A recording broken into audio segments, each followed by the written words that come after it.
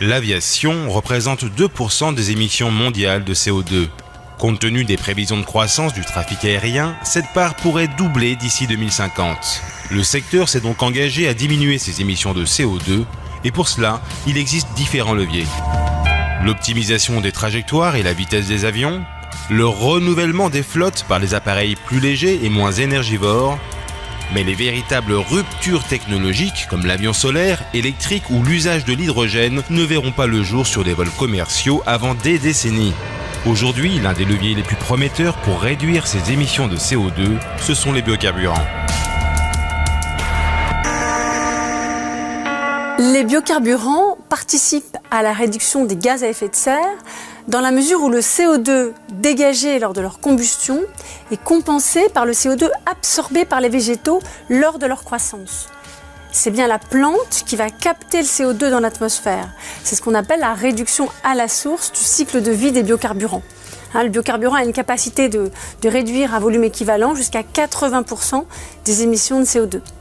En résumé, le biocarburant en sortie de moteur émet autant de CO2 qu'un carburant classique. Mais c'est bien en amont, lors de son cycle de production et de culture, que la réduction de CO2 s'opère. Les biocarburants sont produits à partir de diverses sources, qui peuvent être des résidus forestiers, des matières végétales, des sucres, voire des algues dans le futur.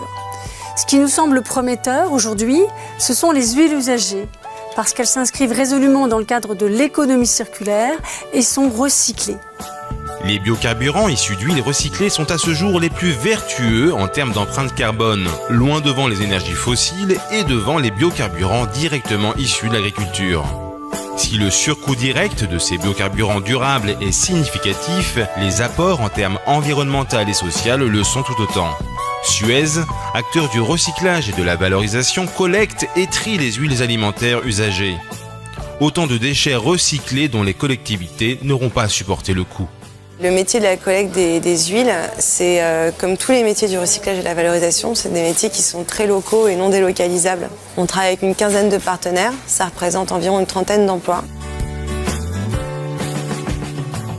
On crée ce qu'on appelle des petites boucles locales d'économie circulaire qui font travailler des entreprises d'insertion. Je pense notamment à Détritivore à Bordeaux qui nous aident, nous accompagnent pour aller chercher ces huiles à la fois chez les restaurateurs, chez les habitants et puis aussi pour essayer d'être un peu astucieux. Je pense notamment à des grossistes qui vont livrer un certain nombre de choses chez des commerçants, par exemple. On peut imaginer qu'en revenant, ils prennent des huiles alimentaires. Donc il y a tout un écosystème à inventer. Un écosystème qui doit prendre en compte les coûts, l'empreinte écologique et la massification de la production. Aujourd'hui, il y a moins de 40% des huiles alimentaires usagées qui sont produites chaque année, qui sont collectées et valorisées. Notre objectif, c'est forcément d'aller collecter des tonnes qui ne sont pas valorisées aujourd'hui. Un des systèmes qu'on met en place, c'est des bornes d'apport volontaire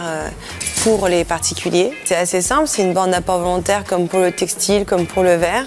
Dans votre cuisine, vous séparez les huiles, vous les stockez dans des bouteilles. Vous pouvez utiliser des entonnoirs par exemple pour remplir votre bouteille. Et vous allez déposer votre bouteille sur votre borne d'apport volontaire. En développant ce geste de tri, et en capté ces volumes supplémentaires d'huile non collectées à ce jour, on arrivera à créer une cinquantaine d'emplois supplémentaires.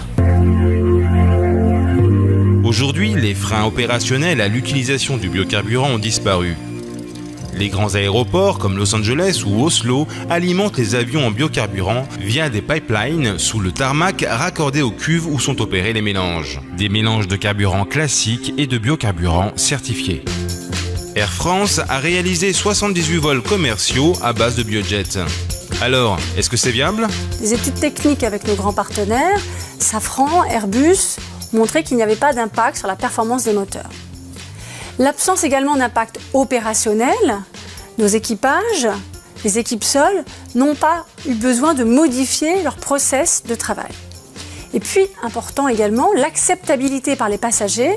Nous avons porté une étude sur plus de 6500 passagers et cette étude confirme l'intérêt que suscitent les carburants alternatifs. Au final, nous savons également que la mobilisation des pouvoirs publics est clé pour aller plus loin avec l'ensemble des partenaires. Le critère qui va permettre de dire que c'est viable, c'est certes une question de coût économique, et on a raison de le dire, mais on évaluera aussi la performance environnementale et sociale du sujet. Autrement dit, combien d'émissions de CO2 ça permet de faire éviter, c'est tout aussi important.